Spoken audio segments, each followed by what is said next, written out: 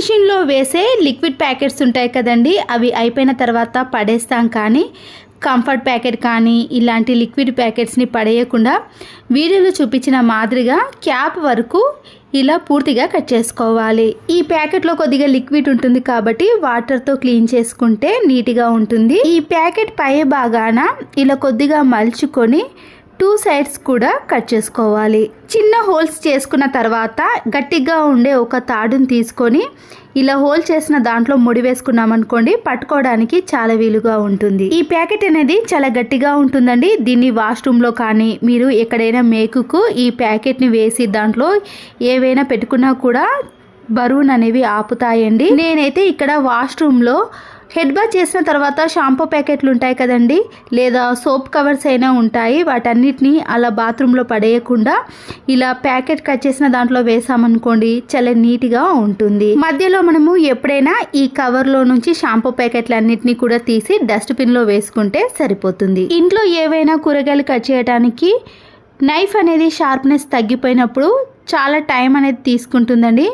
మళ్ళీ దీన్ని కొత్తగా షార్ప్నెస్లోకి తీసుకురావాలంటే 2 నైఫ్స్ ఉంటాయి కదండి, దాన్ని తీసుకొని ఒక నైఫ్ని ఇలా క్రాస్గా పెట్టేసి మనము ఒక 2-3 టైమ్స్ పాటు ఇలా బాగా అనేసామనుకోండి, ఎలాంటి నైఫ్ అయినా సరేనండి మళ్ళీ కొత్తగా దానిలా షార్ప్నెస్లోకి వచ్చేస్తుంది. తర్వాత ఎంత గట్టిగా ఉన్న వాటినైనా సరేనండి ఇలా షార్ప్నెస్లోకి తెచ్చుకున్న తర్వాత వేటినైనా కూడా ఈజీగా కట్ చేసుకోవచ్చు. అయితే ఇక్కడ ఒక్క నైఫ్ మాత్రమే షార్ప్నెస్లోకి రాదండి, 2 నైఫ్లతో మనము షార్ప్నెస్లోకి తెచ్చుకున్నాం కాబట్టి ఇలా రెండిటితో ఈజీగా కట్ చేసుకోవచ్చు. మనము వంటల్లోకి కానీ టిఫిన్లోకి కట్ చేస్తాం కదండి, అయితే కట్ చేసిన తర్వాత మనము చేతులు కళ్ళలోకి తాకినా కానీ పిల్లలకి తాకినా కానీ మంటగా అనిపిస్తాయి.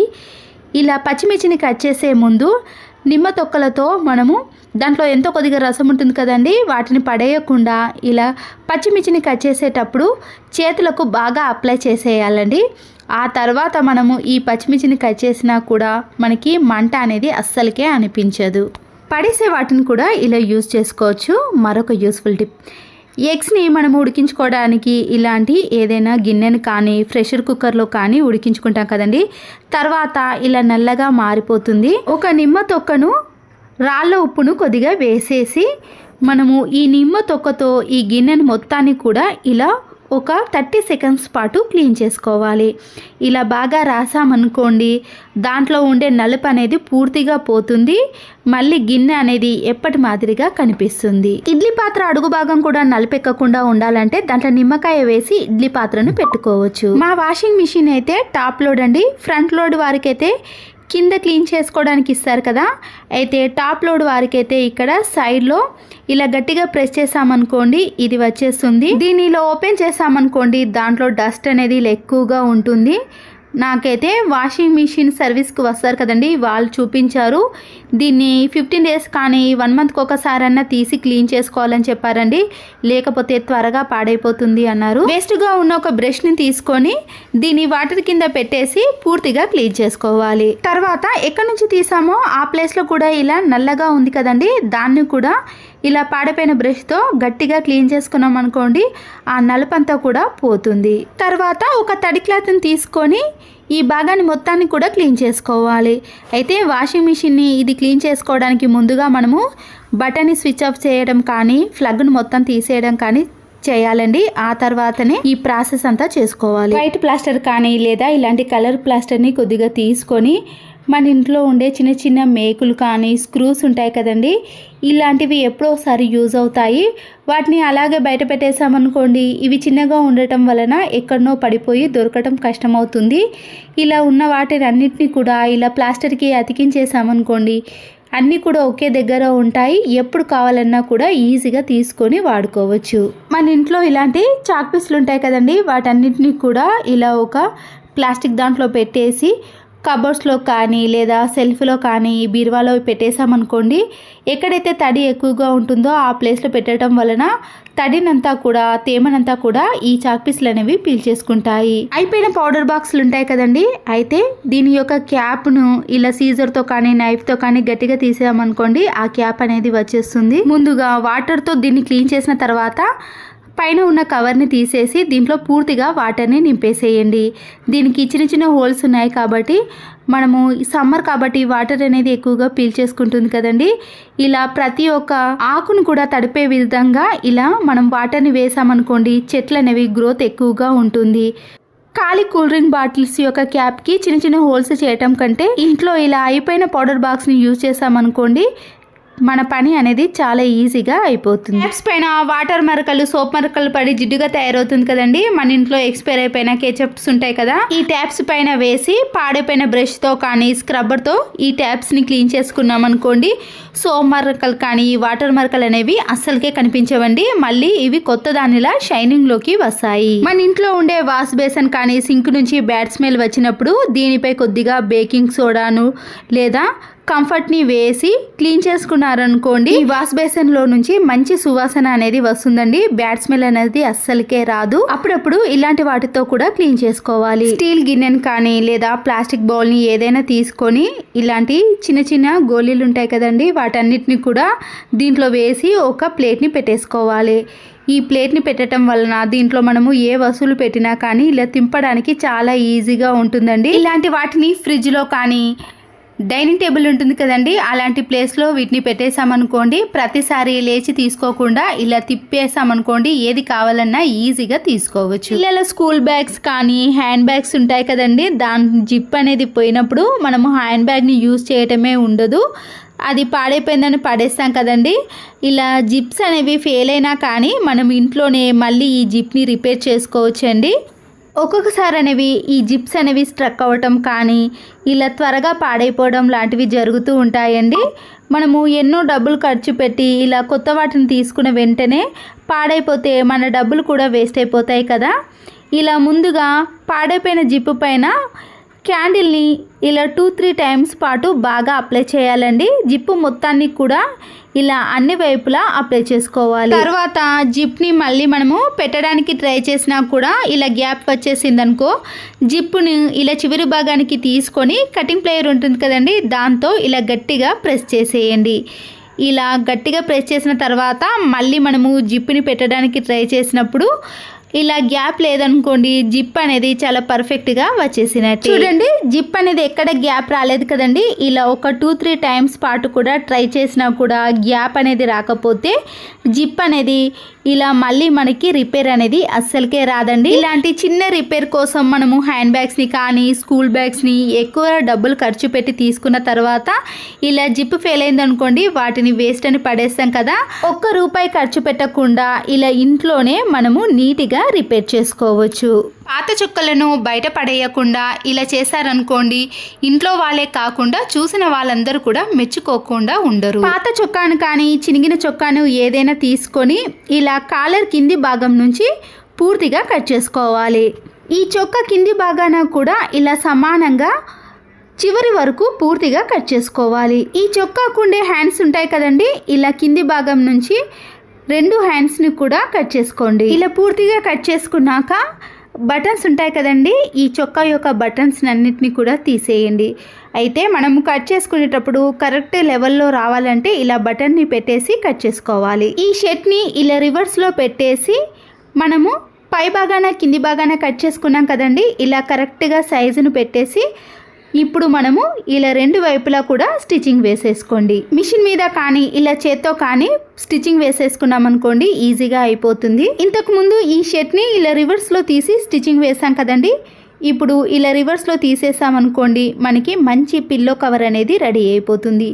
పాత చొక్కాలు అనేవి ఇలా గట్టిగా ఉన్నప్పుడు, కలర్ వెలిసిపోయినప్పుడు మనము ఈ పిల్లో కవర్స్ని వేసామనుకోండి, మనము బయట కొన్న పిల్లో కవర్స్ కంటే ఇవి ఎక్కువ రోజులు పిల్లో కవర్స్ అనేవి చినిగిపోకుండా చాలా రోజుల పాటు మనము పిల్లోకి యూజ్ చేసుకోవచ్చు.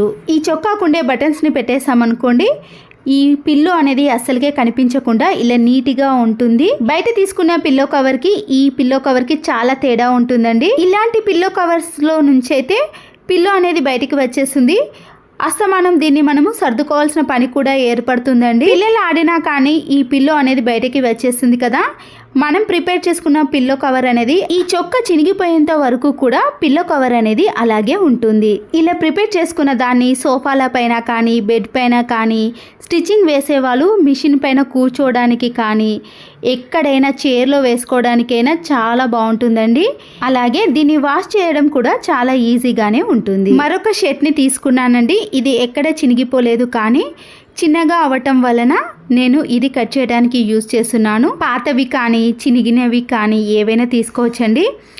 ఇక్కడ వీడియోలో చూపించిన మాదిరిగా షర్ట్ని మనము కాలర్ నుంచి ఇలా కింది భాగం వరకు పూర్తిగా కట్ చేసుకోవాలి. ఈ చొక్కా యొక్క 2 సైడ్స్ని కూడా ఇలాగే కట్ చేసుకోవాలండి. హ్యాండ్స్ని కట్ చేసిన తర్వాత ఇలా సైడ్లో స్టిచ్చింగ్ ఉన్నాయి కదండి, దాన్ని కూడా మనము 2 సైడ్స్ కూడా కట్ చేసుకోవాలి. కాలర్ వెనుక భాగాన పూర్తిగా కట్ చేసుకోవాలి. ఇక్కడ కాలర్ని కట్ చేయకుండా కింది భాగాన మాత్రమే కట్ చేసుకుంటే సరిపోతుంది. చూసారు కదండి, ఇలా కాలర్ అనేది ఓపెన్ ఉంటుంది. తర్వాత వెనుక సైడ్ ఉన్నది మొత్తం కూడా మనం కట్ చేసుకున్నాం కదా, పై వైపు మాత్రమే ఇలా మనకి ఈ చొక్కా అనేది కనిపిస్తుంది. ఈ షర్ట్ని ఇలా వెనుక సైడ్ అనేసి ఇప్పుడు పూర్తిగా ఓపెన్ ఉంది కదండి, ఇలా కట్ చేసుకున్న హ్యాండ్స్ దగ్గర మనము కట్ చేసుకున్న కొద్దిగా నాడ టైప్ది కానీ మనము చొక్కా కట్ చేసుకున్నాం కదండి, దాంట్లోనే కొద్దిగా ఇలా కట్ చేసుకున్నాం అనుకోండి, మనకి ఇలా నాడలాగా తయారవుతుంది. ఇప్పుడు ఈ హ్యాండ్స్కి మనము 2 సైడ్స్ కూడా ఇలా 2 వైపులా స్టిచ్చింగ్ వేసేసుకోవాలి. చూసారు కదండి, ఇలా నాడలు అనేవి వెనక సైడ్ మనం స్టిచ్చింగ్ వేసుకున్నాం కదా. అంతేనండి, ఎంతో సింపుల్గా ప్రిపేర్ చేసుకున్న కుకింగ్ యాప్రాన్ అనేది రెడీ అయిపోయింది. మనము బయట వీటిని తీసుకోవడానికి ఎంతో అంత డబ్బులు ఖర్చు పెట్టాల్సి వస్తుంది కదండి. ఇలా సింపుల్గా ఇంట్లోనే పాత చొక్కానే కాదండి, మన ఇంట్లో ఉండే డ్రెస్ కానీ దేంతోటైనా ఇలా సింపుల్గా ప్రిపేర్ చేసుకున్నాం అనుకోండి, యాప్రాన్ అనేది రెడీ అయిపోతుంది. కొత్త డ్రెస్ కానీ శారీ కట్టుకున్నప్పుడు ఇలా కుకింగ్ యాప్రాన్ని వేసుకున్నాం అనుకోండి, వంట అనేది చాలా ఈజీగా చేసుకోవచ్చు. మరొక చొక్కాని తీసుకున్నానండి. ఇలా కలర్ అనేది అంటుకుంది. వాషింగ్ మిషన్లో వేసేటప్పుడు ఒక్కొక్కసారి కలర్స్ అంటుకుంటాయి కదండి, అలాంటి షర్ట్స్ అయినా తీసుకోవచ్చు. ఇక్కడ నేను ఇలాంటి చిన్న గిన్నెని కానీ లేదా చిన్న ప్లేట్ని కానీ మీరు ఏ సైజులో కావాలంటే ఆ సైజులో ఇలా షర్ట్స్ పైన పెట్టేసుకోవాలి. ఈ చొక్కా అనేది ఇలా ముడతలు లేకుండా నీట్గా సర్దుకున్న తర్వాత ఈ ప్లేట్ని పెట్టేసి మనము రౌండ్గా ప్లేట్ చుట్టూ కూడా పెన్తో మార్క్ చేసుకోవాలి. రౌండ్గా మార్క్ చేసుకున్నాం కదండి, షర్ట్ నుంచి మనము ఇలా ఎక్కడైతే రౌండ్గా చేసుకున్నామో ఆ మాదిరిగా మాత్రమే ఈ షర్ట్ని ఇలా కట్ చేసుకోవాలి. ఇలా కట్ చేసుకున్నప్పుడు ఎక్కడైనా ఎక్కువగా అనిపిస్తే ఇలా కరెక్ట్గా కట్ చేసుకున్నాక స్టిచ్చింగ్ వేసుకోవడానికి మనము ఇలా వీడియోలో చూపించిన మాదిరిగా పూర్తిగా స్టిచ్చింగ్ వేసుకోకుండా కొద్దిగా మాత్రమే గ్యాప్ ఇచ్చి ఇలా రౌండ్గా స్టిచ్చింగ్ వేసుకోండి. కొద్దిగా గ్యాప్ ఇచ్చిన తర్వాత మిగిలిన క్లాత్ ఉంది కదండి, కట్ చేసుకున్న చొక్కా ఉంది కదా, దాన్ని ఈ గ్యాప్లో ఇలా మధ్యలో పెట్టేసేయండి. లేదా మీ దగ్గర ఇంకేదైనా పాత చొక్కాలు కానీ పాత నైటీలు కానీ ఏదైనా ఉన్నా సరేనండి, వాటన్నిటిని కూడా ఇలా మీకు ఏ విధంగా కావాలంటే ఆ సైజులో పెట్టేసుకోవచ్చు. మిగిలిన గ్యాప్ని కూడా ఇలా స్టిచ్చింగ్ వేసుకోండి. ఇప్పుడు మనము దీన్ని ఇలా పూర్తిగా అన్ని వైపులా సమానంగా ఉండే విధంగా ప్రెస్ చేసామనుకోండి, ఇలా రౌండ్గా వచ్చేస్తుంది. ఇది ఇంకా పూర్తిగా కంప్లీట్ కాలేదండి. మన ఇంట్లో ఉండే ఏదైనా ఉలెన్ దారాన్ని కానీ లేదా గట్టిగా ఉన్న దారాన్ని ఏదైనా తీసుకొని మధ్యలో ఇలా బటన్ని పెట్టేసి మనము 4 వైపులా కానీ 6 వైపులా కానీ ఇలా స్టిచ్చింగ్ వేసుకోవాలి. లావుగా ఉండే నిడిల్ని కానీ ఇలాంటి దబడాన్ని కానీ తీసుకొని స్టిచ్చింగ్ వేసుకున్నాం అనుకోండి, చాలా ఈజీగా వచ్చేస్తుంది. చూడండి, నేను ఇక్కడ 4 సైడ్స్ మాత్రమే వేసాను. మీరు కావాలంటే 6 సైడ్స్ కూడా వేసుకోవచ్చు. ఎలా వేసుకున్నా అందంగా కనబడుతుందండి. ఇలా సోఫా పైన కానీ బెడ్ పైన కానీ చిన్న చిన్న కుర్చీలు ఉంటాయి కదండి, వాటిపైన కానీ ఎక్కడైనా ఇలా పెట్టేసామనుకోండి, చూడ్డానికి చాలా అందంగా కనబడుతుంది. చివరి యూస్ఫుల్ టిప్ అండి, మీరు ఇక్కడ పాత చొక్కాని తీసుకున్నా పర్వాలేదు. నేను ఇక్కడ కలర్ వెలిసిపోయిన ఈ డ్రెస్ని తీసుకున్నానండి. మీరు చొక్కా తీసుకున్నా కానీ లేదా ఇలాంటి డ్రెస్ తీసుకున్నా ఏదైనా సరేనండి. అయితే చొక్కా తీసుకున్నా డ్రెస్ తీసుకున్నా సిల్క్ది కాకుండా ప్యూర్ కాటన్ది మాత్రమే తీసుకోవాలి. ఇక్కడ 2 హ్యాండ్స్ని కట్ చేసిన తర్వాత పై భాగాన డిజైన్ ఉంది కదండి, దాన్ని కూడా ఇలా కట్ చేసుకుంటున్నాను. ఒకవేళ మీరు డిజైన్ లేకపోతే పైన కాలర్ వరకు మాత్రమే కట్ చేసుకోండి. ఈ డ్రెస్కి సైడ్లో స్టిచ్చింగ్ ఉంది కదండి, ఒక సైడ్ మాత్రమే కట్ చేసుకోండి. మనకి ఇలా పూర్తిగా ఓపెన్ అవుతుంది కదండి. ఇప్పుడు పైనుంచి మనము పూర్తిగా కింది వరకు కాకుండా కొద్దిగా గ్యాప్ ఇచ్చి ఇలా అన్నిటినీ కూడా ఒకే సైజులో వచ్చే విధంగా కట్ చేసుకోవాలి. చూడండి, కట్ చేసుకున్నాక ఇలా ఉంటుంది కదా. ఈ డ్రెస్ అనేది చాలా పెద్దగా ఉంటుంది కదండి. దాన్ని ఇలా 2-3 మడతలు మలుచుకున్నాక పై భాగాన మనము ఇలా స్టిక్ని పెట్టేసి ఇలా రౌండ్గా మలిచేసుకోవాలి. ఎక్కడ గ్యాప్ లేకుండా ఇలా గట్టిగా కర్ర చుట్టూ చుట్టేసిన తర్వాత విడిపోకుండా ఉండటానికి ఏదైనా తాడును కానీ లేదా డ్రెస్కి వెనుక సైడు ఇలాంటి నాడలు వస్తాయి కదండి, దాన్ని కట్ చేసి కూడా ఇలా మనము గట్టిగా ముడి వేసుకోవాలి. ఇది బండలు తుడుచుకోవడానికే కాదండి, మనము ఈ కర్రను తీసుకొని పైన ఏదైనా దుమ్ము పట్టిన ఫొటోస్ కానీ లేదా ట్యూబ్లెట్ని తుడవడానికి కానీ చాలా బాగా పనిచేస్తుందండి. మీకు ఇక్కడ తూర్చి కూడా చూపిస్తున్నాను. ఫ్లోర్ని ఈజీగా క్లీన్ అయిపోతుందండి. ఇలాంటి వాటి కోసం మనము 150 రూపీస్ పెట్టి మాప్ని తీసుకునే బదులు ఇంట్లోనే చాలా ఈజీగా ప్రిపేర్ చేసుకోవచ్చు. బయట తీసుకున్న మాప్ అనేది ఆరబెట్టడానికి చాలా టైం పడుతుంది, కానీ ఇదైతే త్వరగా ఆరిపోతుందండి.